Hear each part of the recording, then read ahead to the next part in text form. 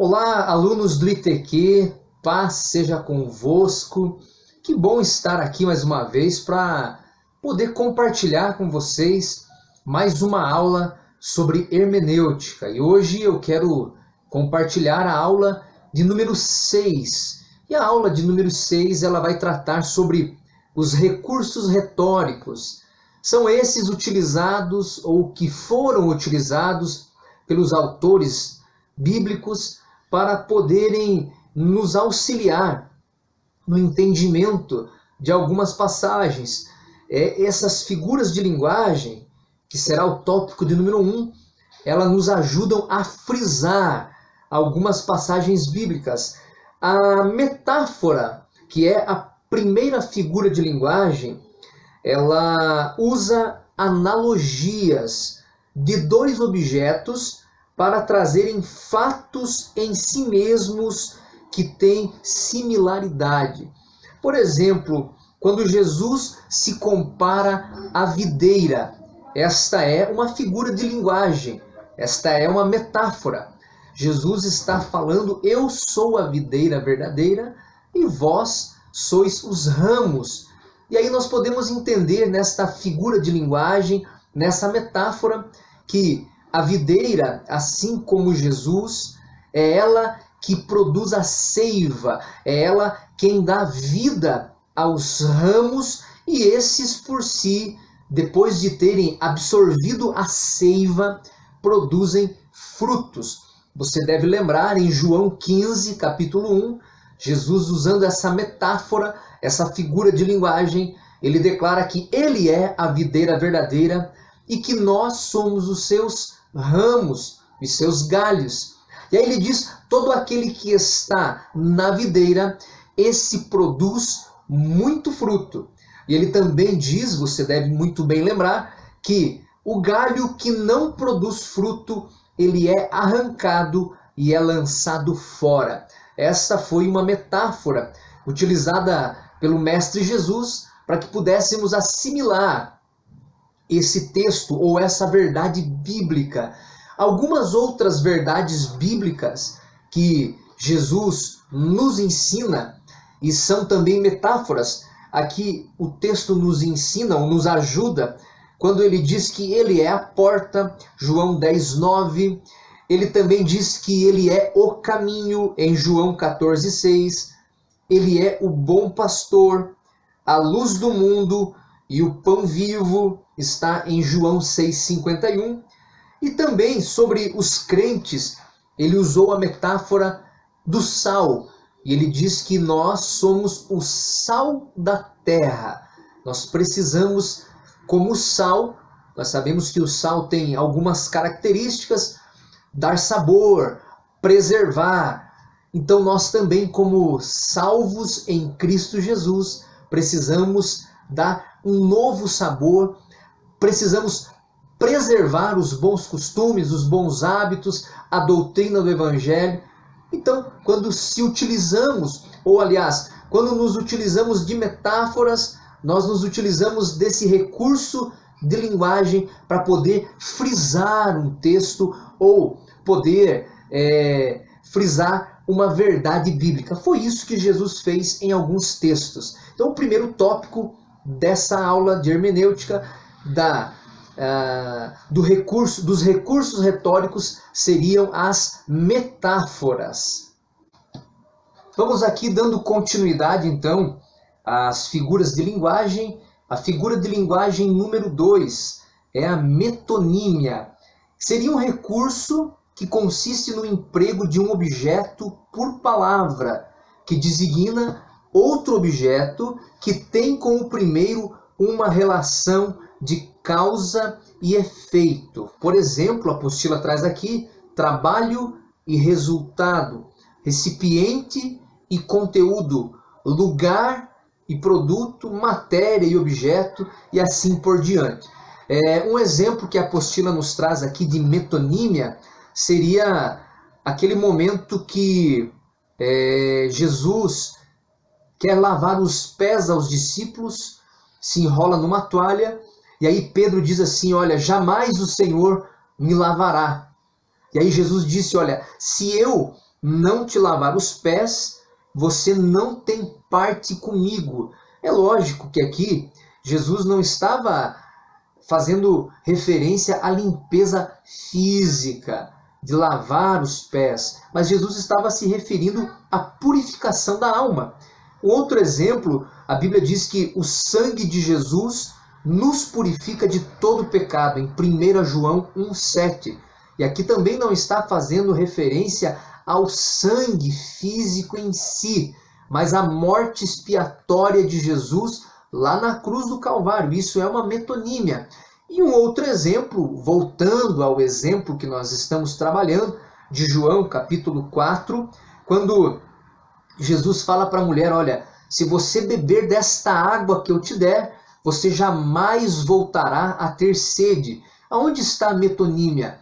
Não está no fato que Jesus daria água para ela física e ela beberia e nunca mais precisaria beber novamente. A metonímia está no fato de que a água que Jesus estava falando se referia à água da vida eterna. A terceira figura de linguagem seria a sinédoque. O que seria a sinédoque? É a substituição da parte pelo todo, ou vice-versa.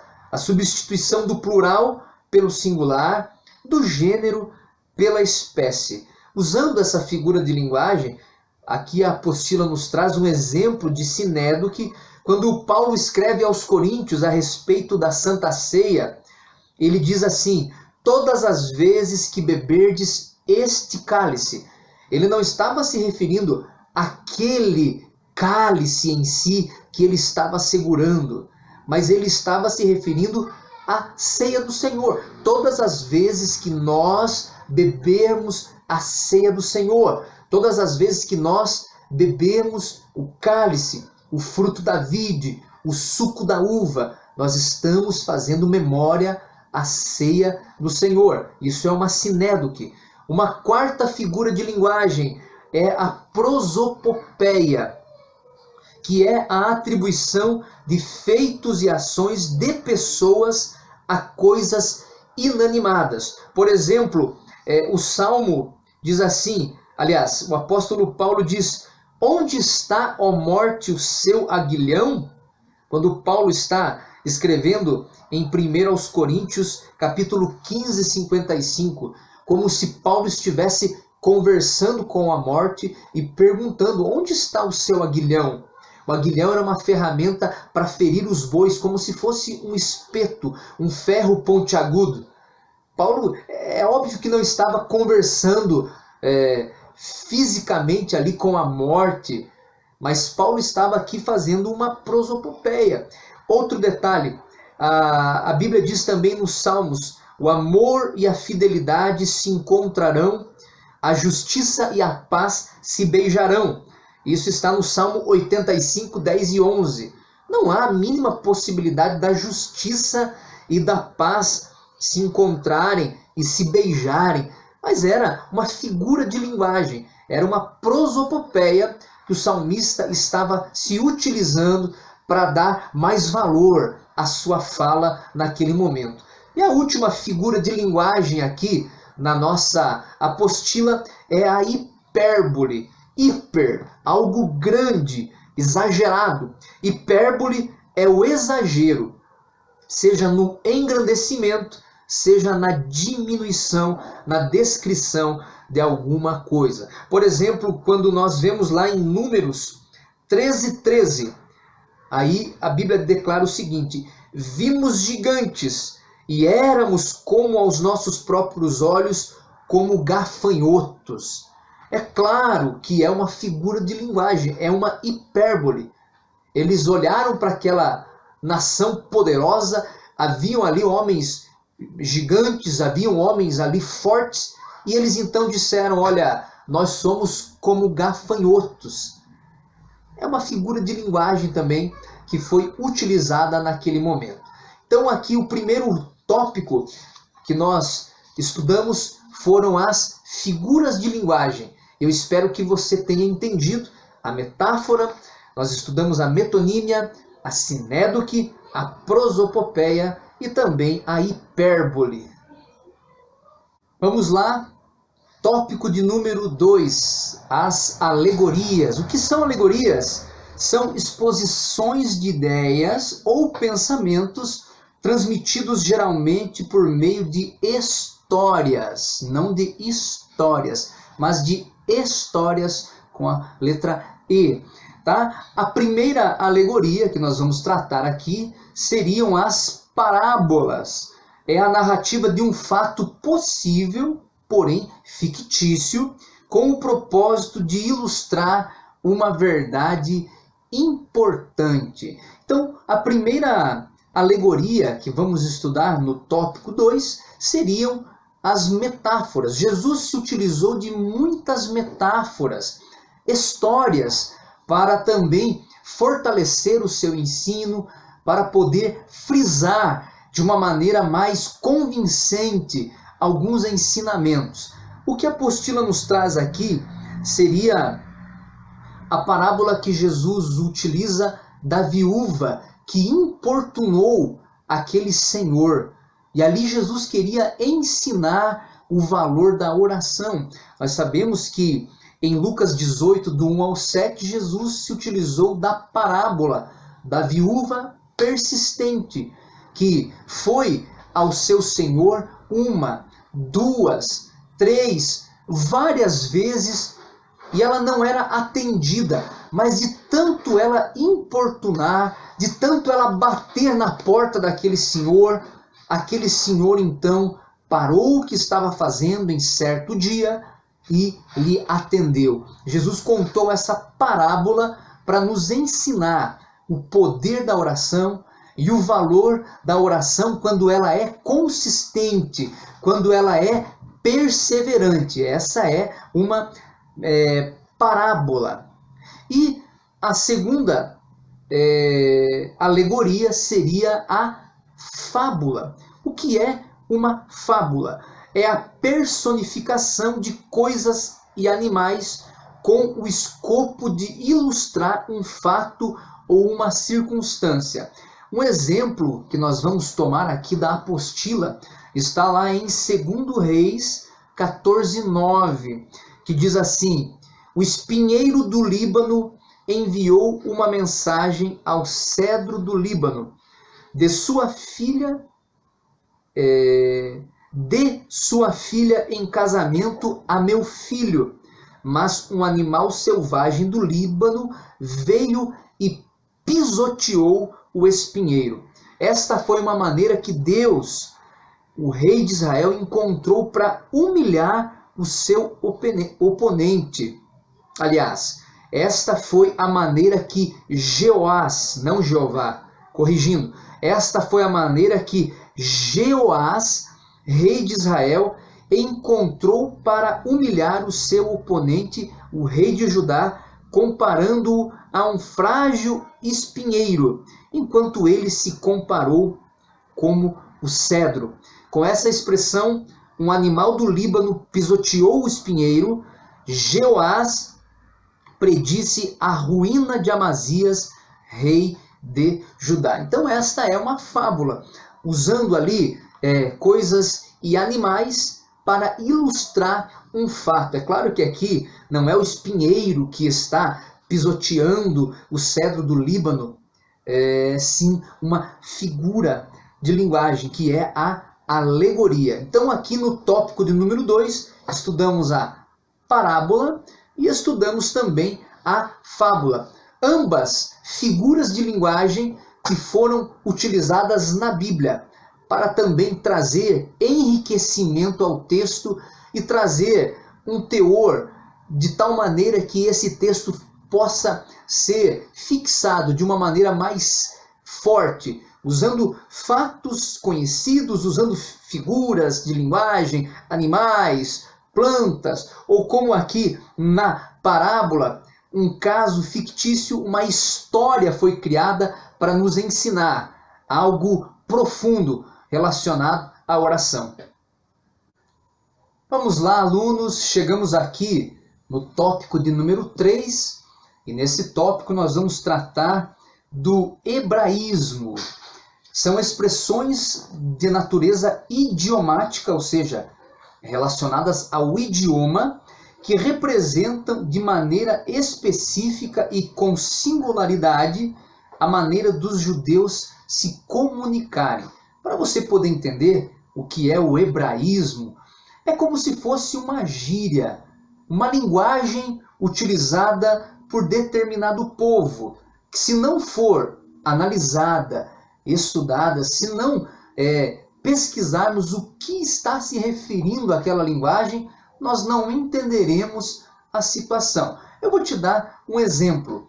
Hoje, a nossa geração, ou melhor, a geração que vive nos tempos atuais, ou que está nascendo agora, de repente não entende a linguagem cair a ficha. Você que está estudando aí e nasceu ali nos meados de 80 para baixo, você lembra que antigamente, para se fazer uma ligação, se utilizava o orelhão público, o telefone público, e se utilizava uma ficha. E eu pude me utilizar desse orelhão, e você colocava a ficha, você fazia a ligação, em alguns era um disco, em outros já era um teclado, e quando a ligação finalizava ou ela dava certo, a ficha caía e começava a processar os minutos daquela ficha. Daí então, é utilizado até hoje por algumas pessoas, caiu a ficha, quando alguém entende algo, quando alguém processa algo. Então o hebraísmo significa alguma expressão do idioma. Aqueles que indicam posse, por exemplo, no Salmo 108, 9, nós lemos assim: Moabe é a minha bacia de lavar, sobre Edom lançarei o meu sapato, sobre a Filístia jubilarei. Se nós não entendermos essa figura de linguagem, nós não entenderemos o sentido do texto. O ato de lançar o sapato era um ato simbólico que representava posse. Então, nesse texto, o Senhor está dizendo, olha, sobre Edom eu lanço o meu sapato. Edom me pertence. Nós vemos isso também lá em Ruth 4, 7 e 8. Quando o remidor, ele não tomava aquela mulher e ele então a menosprezava ou não queria, então ele pegava o seu sapato e dava nas mãos do remidor mais próximo. Por exemplo, era uma lei judaica.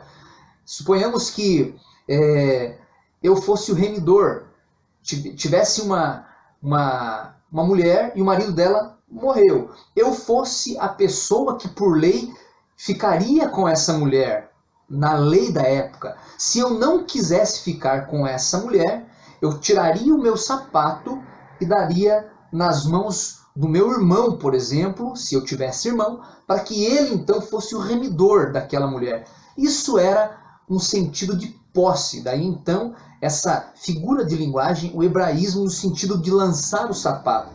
Um outro hebraísmo é os que indicam contraste. Os hebreus costumavam empregar esta forma para evidenciar uma realidade através da exposição do seu oposto. Contrastes. Por exemplo, o choro pode durar uma noite, mas a alegria vem de manhã. Salmo 35.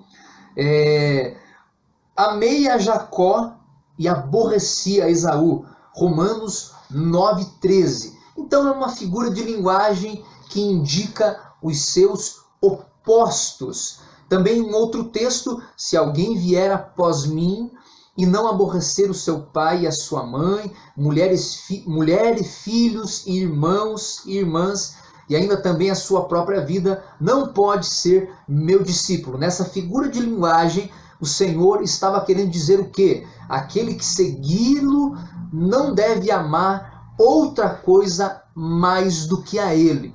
E em último lugar, os que indicam felicidade e suficiência. Está presente na utilização do conceito de gordura como sinônimo de prosperidade. E aqui o texto é Salmo 63:5.